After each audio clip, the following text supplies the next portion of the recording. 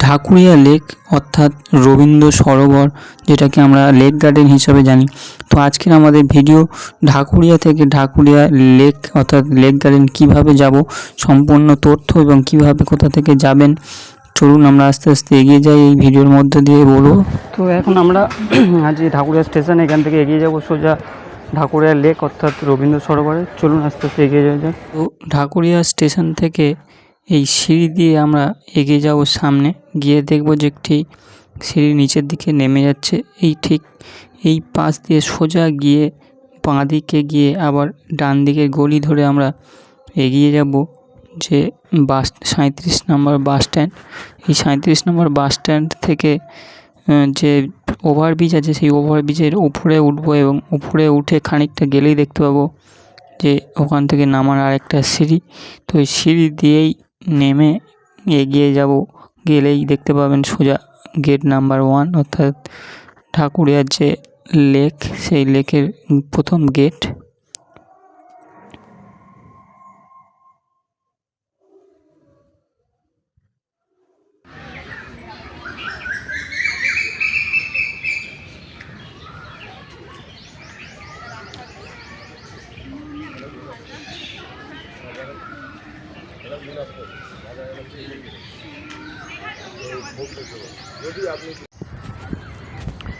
রবীন্দ্র সরোবর কলকাতার এমন একটি জায়গা যা কলকাতার প্রায় 96 অনেক সুন্দর জায়গা।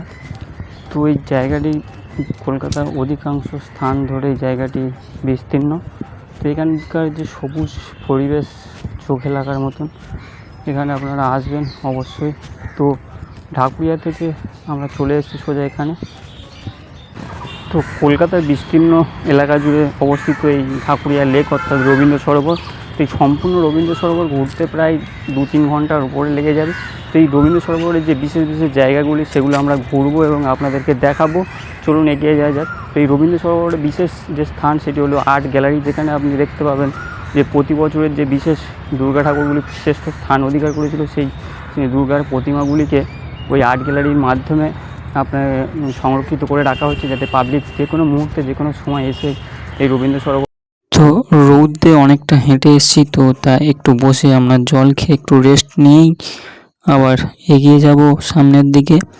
Welcome to my channel blog by Shantanu bro. তো অসাধারণ সেই মনোরম পরিবেশ, চারিদিকে পাখির আওয়াজ এবং সবুজে ঘেরা এই যে। তো welcome to my channel blog by Shantanu bro. প্রতিবারের মতো নিয়ে এসেছি এবারে সেই একটি মারাত্মক ভিডিও, যেটি কলকাতার বিশেষ স্থান অর্থাৎ রবীন্দ্র সরোবর, যেটাকে আমরা ঢাকুরিয়া লেক বলেও জানি। তো আজ এই সম্পূর্ণ লেক গার্ডেন ঘুরবো এবং এখানকার যে সুন্দর পরিবেশ আমরা তুলে ধরবো। চলুন আস্তে আস্তে এগিয়ে যাওয়া যাক। এখন আমরা সোজা এগিয়ে যাব সামনের দিকে। তার দেখলাম একটি কাকু কিছু ফুল কুড়োচ্ছে, যত সময় ওটা পলাশ ফুল বা হবে। চলুন এগিয়ে যাই এইদিকে আস্তে আস্তে।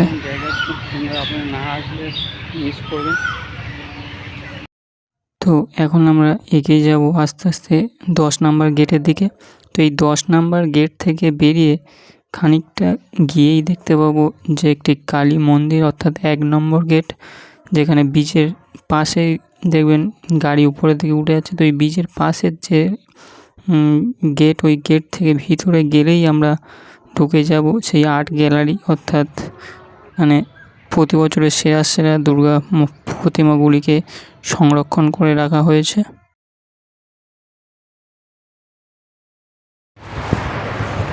তো এখন আমরা এগিয়ে যাচ্ছি 10 নম্বর গেট দিয়ে। প্রথমে আমরা ঢাকুরিয়া থেকে লেপে আমরা 1 নম্বর গেট থেকে ঢুকেছিলাম এবং এই 10 নম্বর গেট দিয়ে আমরা এগিয়ে যাচ্ছি সোজা সেই দুর্গা দালান, অর্থাৎ যেখানে আপনাদের দুর্গা ঠাকুরকে সংরক্ষণ করে রাখা হয়েছে প্রতি বছর শ্রেষ্ঠ সেরা প্রতিমাগুলিকে। তো আমরা সেই দিকে যাচ্ছি, চলুন। অনেকটা রাস্তা, যদি আপনারা আসেন তো অবশ্যই লেক গার্ডেন থেকে আসবেন, কারণ লেক গার্ডেন থেকে এটা খুবই কাছে আর ঢাকুরিয়া থেকে অনেকটা টাইম লাগবে। তো আমরা এখন এগিয়ে যাচ্ছি সেই আর্ট গ্যালারি অর্থাৎ দুর্গা এলো সেই জায়গায়, যেখানে প্রতি বছর সেরা সেরা প্রতিমাগুলিকে সংরক্ষণ করে রাখা হয়। তো ভিতরে কাজ চলছে, হয়তো আমরা আগে শুনেছিলাম, এখন বন্ধ আছে। তবু আমরা এগিয়ে যাচ্ছি, যদি খোলা থাকে অবশ্যই আপনাদেরকে দেখাবো ভিতরে সেই সমস্ত দৃশ্যগুলি, যেগুলিকে যেগুলিকে সংরক্ষণ করে রাখা হয়েছে। এই জায়গায় সন্ধ্যার আগের মুহূর্তে এলে আরও সুন্দর লাগবে, কারণ এখানকার যে আলোকসজ্জা বা আলো দিয়ে যে সাজিয়ে তোলা হয়েছে সেগুলো সন্ধ্যের সময় এটা খুবই সুন্দর লাগবে। তো যদি আসেন আপনারা বিকালের দিকে আসবেন, কারণ ওই টাইমে যখন দিনের আলো শেষ হবে সেই টাইমে এই জায়গাটি আরও খুব সুন্দর লাগবে। তো এখন কিছু কারণে হয়তো ভিতরে কাজ চলছে, তার জন্য ভিতরে যাওয়া নিষেধ। এই বাইরে থেকে দুটি জায়গা আমরা দেখলাম, অসাধারণ লাগছে। তো এখন আমরা দাঁড়িয়ে আছি দুর্গা মিউজিয়ামের কাছে, অর্থাৎ যেখানে প্রতি বছরের যে সেরা সেরা প্রতিমাগুলি হয় সেগুলিকে সংরক্ষণ করে রাখা হয় এই ঠাকুরিয়া লেক অর্থাৎ রবীন্দ্র সরোবরে। সেই জায়গায় চলে এসেছে এবং প্রতিটি প্রতিমা আমরা দেখব এবং আপনাদের সামনে তুলে ধরবো। চলুন আস্তে আস্তে এগিয়ে যাওয়া যাক। এখন আমরা দাঁড়িয়ে আছি হিন্দুস্তান ক্লাবের সেই সেরা প্রতিমা, দেখতে পাচ্ছেন এর সামনে। 2021 সালে এই যে সেরা সেরা প্রতিমাটি দেখতে পাচ্ছেন, এটি 2021 সালের প্রতিমা, যেটিকে সংরক্ষণ করে রাখা হয়েছে রবীন্দ্র সরোবর অর্থাৎ লেক গার্ডেনে। এখানে রিপ্লাইডিংয়ের কাজ চলার জন্য আমরা ভিতরের দিকে যেতে পারলাম না। তো পরবর্তী সময় আমরা আসবো, অবশ্যই এখানকার সমস্ত অংশটা আমরা তুলে ধরবো ভিডিওর মাধ্যমে। তো সবাই ভালো থাকবেন, সুস্থ থাকবেন এবং অবশ্যই এখানে আসবেন, দেখবেন এই যে সুন্দর মনমোহক যে দৃশ্য অবশ্যই আপনারা দেখবেন এবং আশা করি সবার ভালো লাগবে। তো এই ভিডিও এরকম ভিডিও পেতে গেলে অবশ্যই চ্যানেলটিকে সাবস্ক্রাইব করবেন। Thank you so much. এবং এই দিক দিয়ে সোজা গেলেই এই যে মা দুর্গা ফিরে এলো, এই জায়গার ভিতর দিয়েই যেতে পারবেন সেই মিউজিয়ামে। তো কোনো কারণে আমরা কাজ হচ্ছে, যার কারণে আমরা ভিতরে যেতে পারলাম না।